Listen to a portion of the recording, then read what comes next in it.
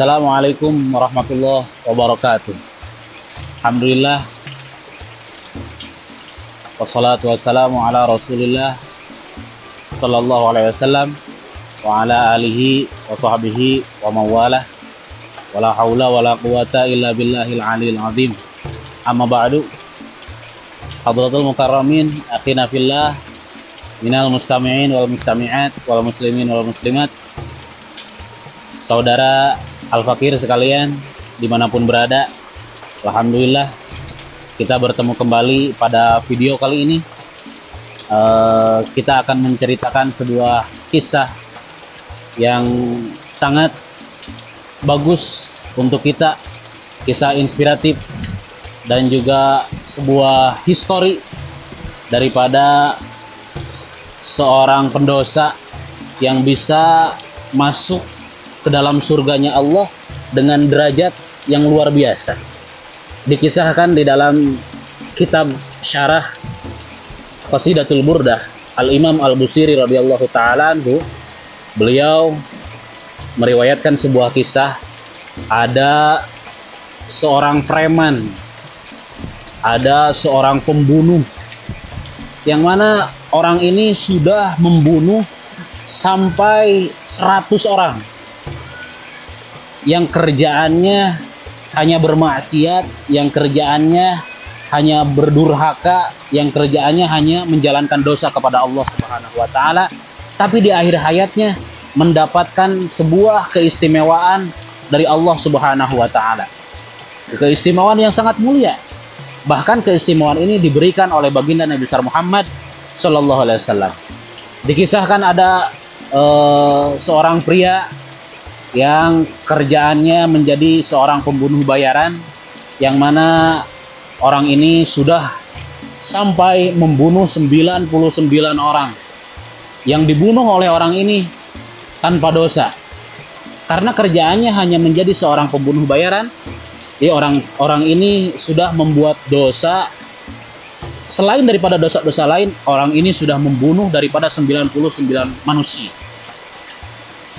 Di suatu hari, dikala seorang pria ini sedang mengutarakan hatinya, termenung di dalam kesendiriannya, lalu seorang pria ini berkata di dalam hatinya, ingin segera meninggalkan hal-hal yang buruk dalam kehidupannya.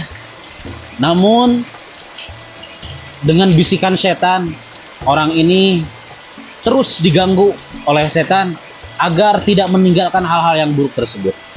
Tapi hidayah dan taufik dari Allah Subhanahu wa taala sudah ada di dalam hati pria ini. Maka pria ini beristiqomah, ingin bertaubat kepada Allah dan ingin memperbaiki semua keadaan kehidupannya yang jelek. Maka di suatu hari si pria ini datang kepada seorang pendeta, masuk ke sebuah gereja, lalu datang kepada seorang pendeta, lalu pendeta tersebut berkata kepada si pria ini, kata si pendeta, ada keperluan apa engkau ke sini? Ada pengakuan dosa apa yang engkau ingin utarakan daripada dosa-dosamu? Lalu si pria ini berkata dan curhat kepada pendeta tersebut. Kata si pria ini, saya sudah melakukan dosa yang sangat banyak sekali, yang mana dosa ini mungkin sudah tidak bisa terhitung. Tapi saya yakin bahwa saya bisa memperbaharui daripada dosa-dosa saya menjadi sebuah kebaikan, menjadi sebuah kebajikan. Lalu ditanyalah oleh si pendeta, dosa apa yang telah engkau lakukan? Lalu orang tersebut berkata, saya telah melakukan pembunuhan sampai 99 orang, saya bunuh. Walaupun orang tersebut tidak punya dosa, saya bunuh. Tidak hanya dosa itu, dosa yang lain pun saya langgar semua, saya lakukan semuanya. Daripada minuman narkotika, mengkonsumsi narkotika, obat-obat terlarang, minuman keras dan lain-lainnya, saya jalankan semuanya. Namun di dalam hati saya berkeinginan ingin meninggalkan hal jelek itu semua. Lalu si pendeta berkata, "Wahai saudaraku, dosamu sungguh sudah besar sekali. Dosamu sungguh sudah banyak sekali. Mungkin Tuhan tidak bisa mengampuni dosa-dosamu. Karena dosamu sudah terlalu banyak. Karena dosamu sudah tidak bisa diampuni lagi." Lalu si pria tersebut berkata kepada si pendeta di dalam hatinya, "Kalau dosa saya sudah tidak bisa diampuni, kalau taubat saya sudah tidak bisa diterima oleh Tuhan, maka kepalang tanggung saya. Yang tadinya saya baru membunuh 99 orang, si pendeta ini saya bunuh sekaligus. Alhasil orang tersebut sudah membunuh 100 orang. Keluarlah orang ini dari gereja. Keluarlah orang ini dari tempat si pendeta tersebut. Lalu begitu keluar dari gereja, tapi di dalam hatinya masih tertanam bahwa dirinya menginginkan berbuat kebaikan dan meninggalkan kejelekan-kejelekan yang ada di kehidupannya. Lalu si orang tersebut terus berjalan sambil termenung di dalam hatinya, sambil berpikir di dalam pikirannya bahwa kalau saya melakukan hal seperti ini, mungkin saya mati tidak akan masuk surga, tapi saya mati akan masuk neraka. Lalu tertanam di dalam hatinya dan turunlah cahaya hidayah dan taufik dari Allah Subhanahu wa taala kepada pria ini. Lalu pria ini mendatangi sebuah pesantren, sebuah majelis taklim, mendatangi seorang ulama, mendatangi seorang kiai, lalu curhat kepada kiai tersebut, lalu berkata kepada ulama tersebut akan dosa-dosanya. Belum juga pria ini mengutarakan daripada dosa-dosanya kepada ulama ini sudah menghentikan daripada curhatan si pria ini. Lalu ulama ini berkata kepada si pria ini, kata ulama, "Wahai saudaraku, dosamu sudah menggunung. Dosamu sudah melebihi daripada lautan. Dosamu sudah melebihi daripada tingginya gunung-gunung yang lebih tinggi daripada gunung-gunung yang ada di alam dunia. Bahkan mungkin dosamu sudah melebihi besarnya daripada alam semesta ini. Tapi perlu engkau ketahui bahwa Allah Subhanahu wa taala tidak pernah memandang hal tersebut, tapi apabila seorang hamba Allah bersujud kepada Allah, lalu meneteskan air matanya, meminta ampun kepada Allah, beristighfar kepada Allah, dan bertaubat kepada Allah, dan meminta ampun dari segala dosa-dosanya, maka Allah seketika akan mengampuni semua dosa-dosanya. Karena Allah itu maha pengampun. Innallaha ghafurur rahim. Allah itu maha pengampun juga maha penyayang. Lalu tertanam di dalam hati si pria ini, yang sudah banyak jutaan pria ini melakukan dosa, lalu tertanam di dalam hati dan merasa senang bahwa dosanya bisa diampuni, taubatnya bisa diterima oleh Allah Subhanahu wa taala. Sampai si pria ini belajar agama di pesantren, belajar agama di majelis taklim, dan belajar daripada ilmu-ilmu dan kasyaf, juga thariqah dan wirid dan yang lainnya daripada ulama yang didatanginya. Lalu sampai pada akhir hayatnya pria ini meninggal dunia. Begitu pria ini meninggal dunia, lalu masuklah pria ini ke alam yang lain. Masuklah pria ini ke alam barzakhiyah. Lalu semua orang yang ada di kampungnya tidak mau mensolati, tidak mau mengurus daripada mayatnya pria ini. Karena semua orang tahu bahwa pria ini adalah pembunuh. Pria ini adalah pendosa. Pria ini adalah seorang maksiat, seorang berkhianat. Sampai ditinggalkanlah si pria ini oleh semua orang di kampungnya. Lalu diuruslah si pria ini oleh keluarganya, sebisa daripada keluarganya. Dari mulai memandikan, mengkafani, mensolati, membuat liang lahat, sampai memasukkan kepada kuburan, lalu bertakziah dan lain-lain. Tidak lama selang malam datang, semua orang terlelap tidur dalam istirahatnya setelah kecapean daripada kegiatan-kegiatannya.